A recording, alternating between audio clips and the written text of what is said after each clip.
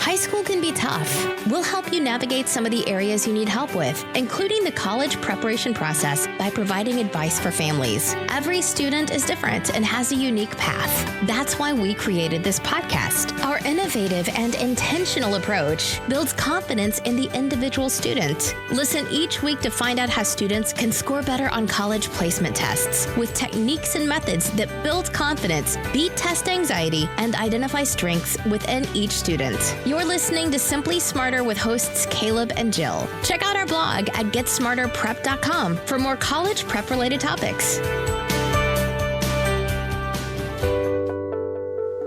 Hey listeners, we've got a really great episode today that applies mainly to parents of the 8th, 9th, and 10th graders. But this is one question we get all the time, right?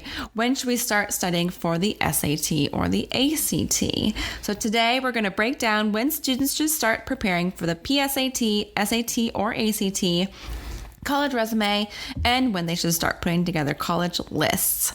Let's get started.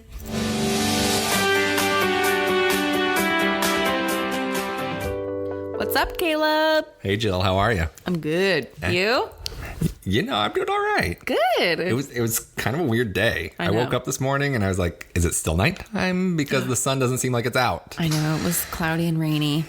Kind of weird. I know. Kind of gross. It's supposed to be like that for the next couple weeks, like a couple days until Saturday, maybe. Really? Yeah. Oh, well. It happens. It's summer. It is. It's still nice. It's still really nice. It is. I'd take this over snow any day. Yes, please. Any day, folks. Any day. Man. Hey, Caleb, what is your favorite question that parents ask you here at Get Smarter Prep? A favorite, man. I have a lot of favorites. Is that allowed? It's like I have 7 best friends. Oh, you right? do? For real? I don't know if I do for real, but people say that like, oh, I have 7 best friends. Well, then is it a best friend or are they just good friends? Close friends. Yeah, right? So I have a lot of favorite questions, but I can only have one. And for today, my favorite question... You can do top 3 if you'd like. Thank you. You're welcome. I like the flexibility you're offering. It is, yeah. Today, my favorite question is... No, I'm going to go with it. My favorite question is... Does the PSAT translate directly to the SAT and the ACT, therefore? Yeah. Right? Yep. My student did amazing on the PSAT. Does that mean that they are going to do absolutely amazing? And again, it's a fair assumption, right? Yeah. Most people don't even... It's not even really posed as a question. It's, oh, they did really well on the PSAT, so we're going to do the SAT. That is it. End of story. Right? But not necessarily the case. Right. So, a little bit of background. So the PSAT has always been geared toward junior year, right? October of junior year since forever. Yes. They've administered the PSAT. And the only reason the PSAT exists really is, well, 2 reasons. One, to give students exposure to the exam, right? Kind of understand what the SAT looks like and a flavor for it. But the other reason is for national merit concerns. Right. Right? Right. So who actually becomes a national merit semifinalist? Well, there's 1.6 million entrants a year. Right. A massive amount of students. Because almost all juniors take it. Right. Most of the time, schools pay for it. Right. Absolutely. So you might as well. Right. Parents are going to sign their students up. Yeah. Students are going to complain about it. Naturally. Maybe. Some of them. Naturally, though. So what % of students do you think become national merit semifinalists? Not many. 1%. 1%. Yes, I got it right. You nailed it. Look at you. You didn't even need multiple choice. I know. I like it. I do love multiple choice. Yeah, who doesn't? So 1% will become semifinalists. And then again, there's always a few that don't make it on to become finalists. And to become a finalist is the only thing that really matters for the PSAT, other than maybe that exposure that I talked about. So how do you become a semifinalist? Is that because of your high score? Strictly based upon the score. Okay. So then to go from a semifinalist to a finalist, a student actually has to take an actual SAT to substantiate their score. I feel like that's a trick. That's a thing for sure. I feel like we already took the PSAT. We already took it. Now I have to take an SAT. Yeah. Come on. That's a thing, right? Well, more practice. So you have to do that. And then there's an application process that you kind of have to go through, some more hoops to jump through, all that kind of stuff, some references from your school. But most students who are semifinalists become finalists. Because if you've already gone through it, you've scored well, like that's really the tough part. Let's make sure that we finish up that process, right? So it narrows down to what, 2,500 winners? Yeah, very, very small. I think it's a little more than that. I think it goes from 26,000 down to 25,000. But again, out of 1.8 million, 1.6 million, that is not a very large number. And you get what for a scholarship? $2,500? You get $2,500. Okay, which sounds great. Right. But you've jumped through how many hoops to get there, right? Right. You've spent so much time and energy on this for a $2,500 scholarship. One time. It's one time, freshman year, which is $2,500. In our last podcast 2, we talked about the scholarships and the value, right? The $2,500 could mean a lot at some schools. Yeah. But some schools, if they cost $60,000 a year, well, jump change. You made a little bit. That's good. But how could we have maybe allocated that time differently? Right. Maybe your grades would have been slightly better. Maybe your ACT or SAT score could have been higher had you not been doing all these other things and thinking about whatever. So again, kind of keep that in mind. So let's go back to what you mentioned before, your favorite question. I got a 1,400 on the PSAT, so I'm probably going to get a 1,400 on the SAT. Is that correct? Because I've read different things on the internet. Oh, the internet. The internet. Yes. So that's one of our favorite things. The other thing is, these other parents told me. We call that the parent echo chamber. One group of parents will say one thing and another group will say something else. So what's right? Right. What do you believe? Maybe neither. So answering your question, does a 1,400 on the PSAT translate to a 1,400 on the SAT? Right. No, not really. Right. Okay. And there's always sometimes, those cases, right? Yeah. But the first thing to keep in mind is that the scales are different. Okay. So the PSAT, and again, this is what happened. One of the things that happened when College Board revised the SAT in 2016, they also revised some things with the PSAT and added in the PSAT 10 and the PSAT 8-9. And with that, they changed the scale. So it makes it even more difficult to compare this one test, the PSAT, that looked a lot like the SAT, but it was kind of shorter and easier. Right. It was already kind of tricky to compare those two. Now they've gone to a 1520 scale instead of a 1600 scale. And for what reason, we don't really know. They didn't disclose that one.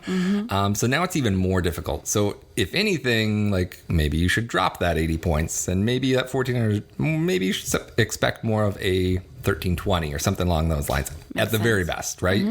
Now, again, we know that the SAT is a longer, more difficult test than the PSAT. Right.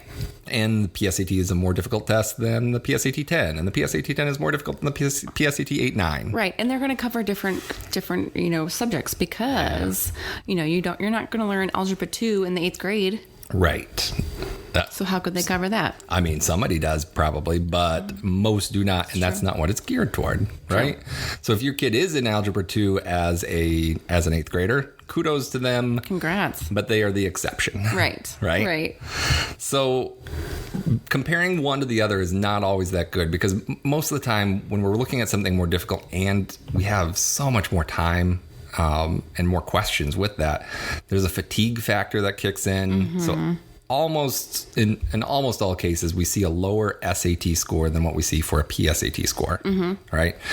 Now, not to get too conspiracy theorist here, but I'm going to jump into this. Oh boy, right? Here we go, folks. Listeners, take this or leave it. This is just one man's opinion and one man's thought. So hold on to your seats, everybody. Here it is, right? The suspense. So one of the things that I've seen and we've kind of watched along the way over the last couple of years is that so many students come in to get Smarter Prep with their PSAT scores and say like, hey, I did great on this. I want to take the SAT. This is end of story, right? I don't need to take ready to go. Full SAT test because I already took the PSAT. Right. And I definitely don't need to take an ACT because I already know I'm better at this, even though they don't have anything to compare it to yet, right? But if you look at the percentile chart, there are a lot more scores in the top 1% in that 99th percentile than on the SAT. And this is where my conspiracy theory kicks in. I'm using that data and that information and knowing the population of students who are taking the test to tell me that, you know what? I think there's a chance that the SAT is skewing some of those numbers on the PSATs. What? To try to drive students to the SAT. Yeah. So since about 2011, the ACT overtook the SAT. And again, think about that. In context of the U.S., our population centers are definitely along the coast. You have New York and Boston and Miami. And then you have on the West Coast, you have LA and San Francisco and whatever else, right? Yeah. That's where all the big cities are. Yep. Well, those are traditionally SAT areas, but now there are more ACT students than SAT. So College Board keeps losing some market share along the way. And I think this is maybe something that they're kind of trying to leverage to kind of drive a little bit more business later on.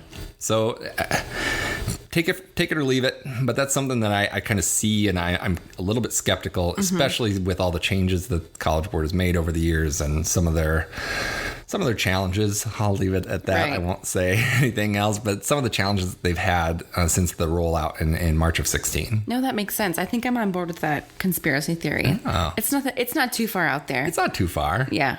I mean, this is the thing. Whenever there's something that's just not explained and it statistically shouldn't be a thing, like it's easy to make some, but you just have to read into it. You have to figure out like what is going on. Yeah. So maybe it's not even conspiracy, but it's just like, hey, they didn't disclose what is going on or why this is happening. So this is my own judgment, my own experience over 15 years in higher ed. That makes sense. What's your other conspiracy theory? Do you have another one? We may get to that later. Oh, maybe. The suspense is killing me. It's killing. Well, let's take one step back. What about the Duke tip? Because we've had parents kind of discuss that a little bit as a precursor to even the PSAT 8-9. Right. So tell us a little bit about the Duke tip and when students usually start that. So Duke Tip is a program that is administered by, guess who? Duke, essentially, in collaboration with College Board. And basically, a certain subset of students are invited to take the ACT or SAT as 7th graders. Wow. That is really, really early, Smarty right? pants. Yeah, right. So generally speaking, my understanding is that a student has to be scoring at least in the top 5% in one section of a state exam. Okay. For the school to nominate them to take the ACT or SAT. So first of all, right off the bat, most students haven't learned the material for an ACT or SAT by 7th grade. Right. Okay. So don't really expect to have an amazing score right off the bat, even though the kid is very, very intelligent. Right. So that's the first piece. The second piece that kind of goes along with that is making sure that the student knows going in, they're going to be going in on a national test date as a 7th grader with a bunch of juniors and seniors in high school. Oh, they're going to look so little. Right, they're so little, and it can feel intimidating. Absolutely. Right? So you can kind of feel cool, I guess, right? Like you're with all the high schools, the big bad high schoolers. Big kids. But it's still kind of rough for a lot of students. Right. So especially kind of preparing them for that. Any kind of anxiety whatsoever. Yeah, absolutely. Oofda. All right. So tell me this. So if you take the Duke tip, would you still prepare for the PSAT, or do you like skip right over that? You could. Again, the PSAT has that different kind of, it's fitting a different puzzle. What's the word I'm looking for there? Yeah, I get it. It's just something different, right? It doesn't take the place of that, and colleges aren't going to use a Duke Tip ACT or SAT for college admission, right? They're going to still require it during sophomore, junior, or senior year, technically. Okay. What if the 7th grader did really well in Duke Tip? They still won't accept it? Yeah, they still probably won't look at it. Usually there's a time limit, a gap. Now, if that 7th grader is so brilliant that they did amazingly and then they graduate in 2 years, right? Then, guess what? Then they can use it. Okay, we're talking Doogie Howser here. That's always fun. Man, I loved Doogie Howser as a kid. I think I was actually a little too young to watch it. Huh. All right. But I do remember, I remember it. Remember him coming home at the end of every episode, he'd be typing on his computer in his room. Oh, yeah. With the green screen. Oh, boy. Man, remember those? Oh, such a long time ago. Yeah, that's a throwback for you parents out there. Was that in the 90s? That must have been, or late 80s. I would say late 80s. Maybe it touched into like 90 and 91. Yeah.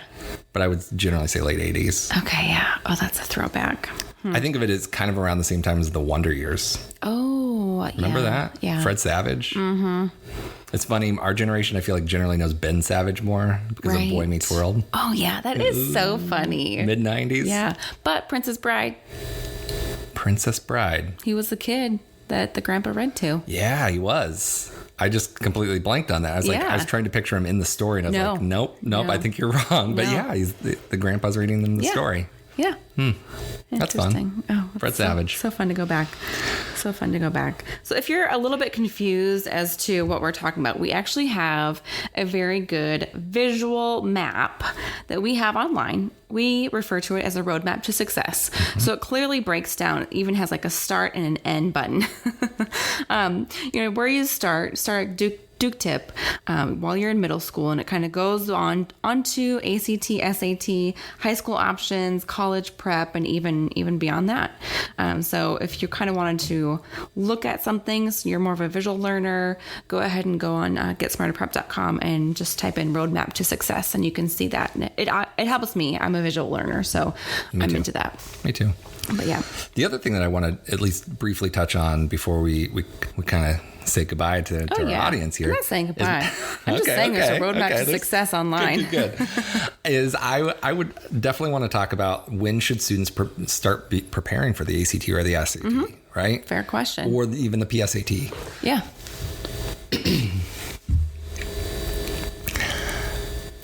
So one of the things we need to keep in mind is that the test, the ACT has been stable for years and years and years. Yes. Even the ACT made some slight changes back in about 2015, where they kind of took some new styles to questions in reading and in science. Okay. And they're even doing experimental sections now, so there could be changes down the road, right? Okay.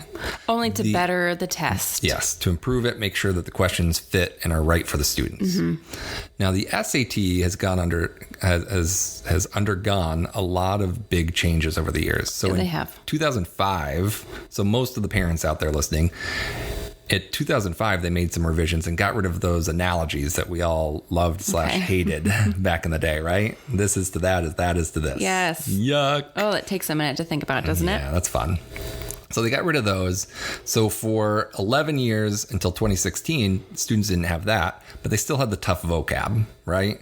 And there was still the penalty for guessing and all of that. But when they made the revisions in 2016, they got rid of all of those pieces. So now the SAT looks a lot more like the ACT.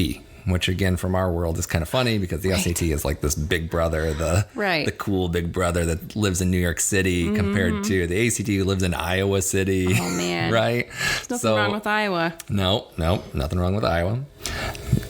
Here's the Midwest, right? Cheers.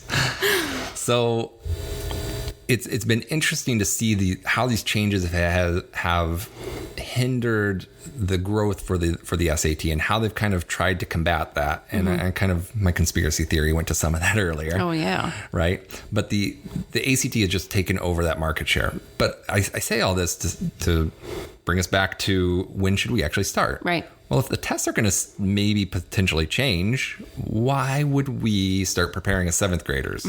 Think about it. We had students we always have parents of 7th and 8th graders who reach out to us and want to start preparing at 7th or 8th grade. They do, yeah. Now imagine if they were doing that in 2013 or 2014. And then everything changed. Everything changed. And any prep that they were doing for those 2 or 3 years was completely pointless. Oh man, that hurts. Because the test changed, right? So there is absolutely a time frame that is far too early to begin preparing. Right.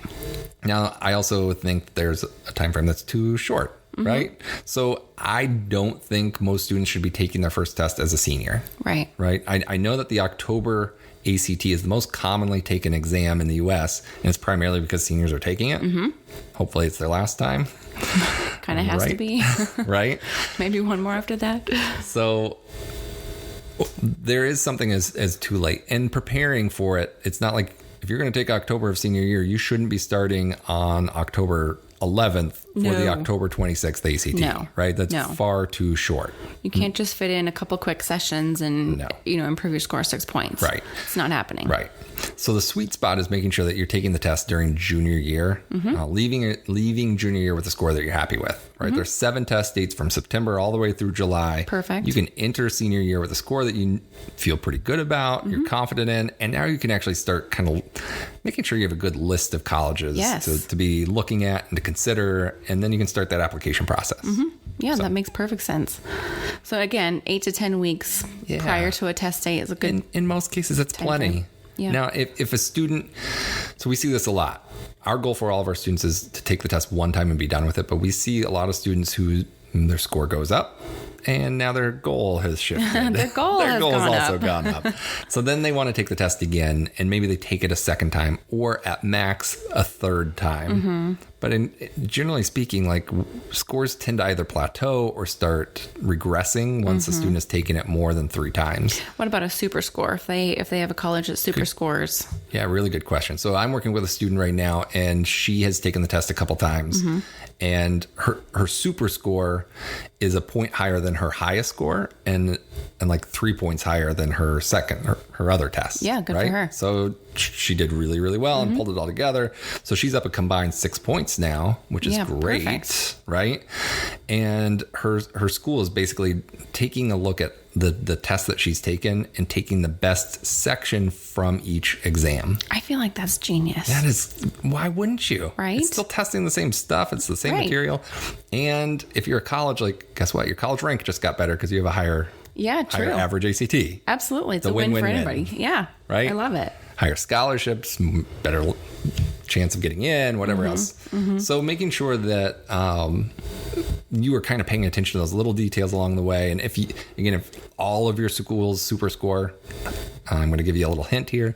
Most of the schools in our region, immediate region, do not super score. Okay. But you're going to have to check that out for each individual institution. Because I love this example. University of Arkansas, very popular school for students in the KC area, because they will reciprocate in-state tuition for out-of-state students, right? Love it. That's pretty awesome. They actually evaluate the ACT differently from the admission office to the financial aid office in the same school. What? That doesn't even make sense. Why would they do that? So admissions, they will not use a super score. They'll just take your highest score on a single sitting. Okay. But financial aid will super score your ACT for scholarship reasons. Really? And it just goes back to this whole thing, like, at each college, the policies are set by people who think they're smarter than everybody else, right? And a nice, friendly, fun, kind of elbow in the side kind of way. Right. The same thing happened there at University of Arkansas, apparently, right? Like, one set of people think, oh, we need to do it this way, and in this other set, we need to do it this way. Right. And they just allow the provost or dean or whoever just said, okay, just do it. And that's going to be different for every school. So just make sure you check your college list and see what they want. Because like you said, it could be different from admissions and financial. So that's kind of weird to me, but hey, if it works, it works. There it is, right? Can't argue against that.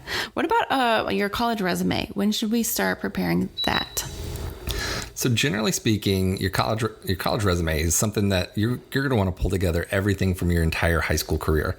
So even if in 9th grade, if you it doesn't have to be super formal, but if you just make sure you take note of different service projects that you're a part of, different clubs, jobs, clubs, volunteer. whatever it is, throw that in on a Google Doc or something. Right. Like, just have that handy and keep building on that through freshman and sophomore and junior year, because when you get to the summer before senior year, that'll make that process so much easier, right? So many applications want to know that these extracurricular activities, and you can pull like your top 5 or 10 or whatever you want to do and make sure that you are highlighting those pieces along the way. Perfect. It'll also give you a good opportunity to go back and look at what you've done and think about the experiences you've had in your life, so that you can also maybe kind of target an essay in that regard. Yeah, well, that'd be awesome. So absolutely. I think that's a good kind of path to follow whenever possible. Awesome. Now, if you are a parent of a sophomore and they haven't done that yet, well, it's not too late to start. Right. It's never so jump too late. in. Yeah. Well, it might be in. too late, like senior year, but. True. I love that devil's advocate. Right. And you, yeah. 9th grade is the best time to start. Let's just say that. Absolutely. Okay, perfect. Well, if you have any further questions about how early is too early, please contact us directly. Otherwise, thanks for listening to our podcast today. We hope we've cleared up any confusion when it comes to the appropriate time to start preparing for the Duke Tip, PSAT, SAT, and ACT. Make sure to take a look at our roadmap to success on our website, getsmarterprep.com, for further guidance. Thanks for joining us today. Thanks, guys. All right, bye. Bye.